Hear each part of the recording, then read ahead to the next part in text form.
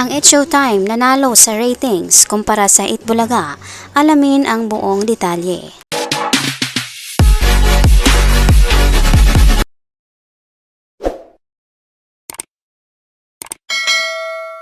Magandang araw mga kaibigan.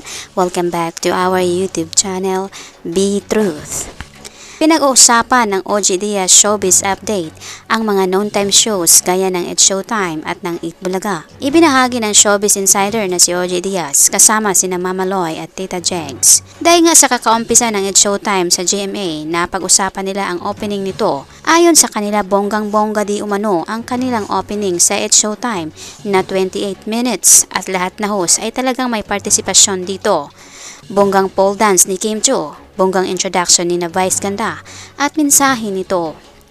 Bumilib din sila sa naging performances ng It's Showtime. Binanggit rin ni OG Diaz na ganun di umano talaga si Vice, kalaban niya lagi ang sarili. Kung ano ang kanyang ipinakita ngayon, gusto niya lagi masihigitan pa sa susunod o kaya ginagawa niya lagi ang kanyang best. Binanggit ni na OG na laking tulong di umano ang ABS-CBN sa GMA dahil lumakas ang ratings nila dahil dito at gayon din di umano ang ABS-CBN kahit walang prangkisa, marami pa rin gusto makipag-collab sa kanila. Nagbigay rin sila ng komento patungkol sa kung ano ang naging performance ng Itbulaga. Ayon sa kanila, as usual na ginagawa lang ng Itbulaga gaya ng bayanihan kasi wala naman di umanong dapat na patunayan dahil noon pa man di umano nakilala na sila dito. Subalit para sa mga kabataan ngayon o iba, mas gusto nilang panoorin ngayon o mas nag-i-enjoy sila sa It's Showtime kumpara sa Itbulaga. Madalas daw kasi ang mga matatanda ang nanonood sa Itbulaga. Samantala, ibinahagi na nga ni OG Diaz ang latest result ratings ng noontime shows noong April 6 showdown at ito na nga nanalo di umano ang It's Showtime laban sa Itbulaga. Ayon di umano ito sa preliminary data Nielsen Philippines. Nakakuha ng 9.6 ang It's Showtime ratings base sa combined viewers ng GMA, A to Z, GTV at Kapamilya Channel, habang ang Itbulaga nakakuha ng 4.4 ratings combined viewers ng TV5 at PRTV.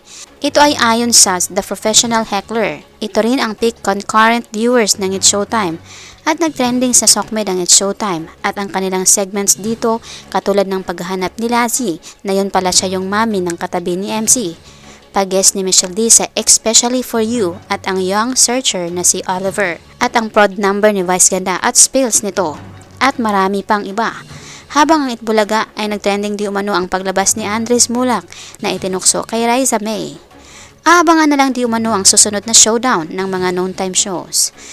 Mga kaibigan, abangan ang susunod na balita. Maraming salamat po.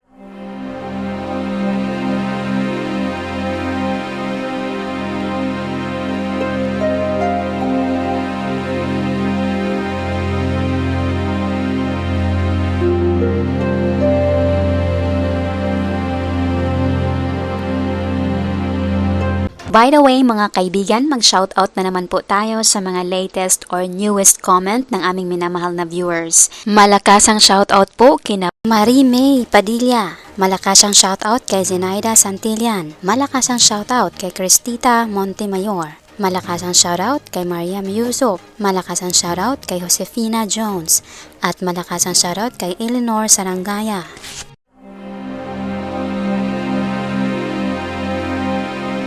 Malakasang palakpak po sa inyong lahat. Marami pong salamat sa inyong pagbibisita at pag-effort na rin na magkomento. Pasalamatan din po namin kayong lahat naming minamahal na viewers.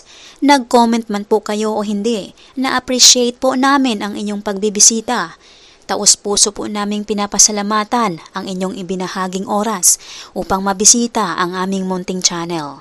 Saan man po kayo naroroon, mag-ingat po kayo lagi. Malakasang palakpak po sa inyong lahat. God bless us po at maraming salamat.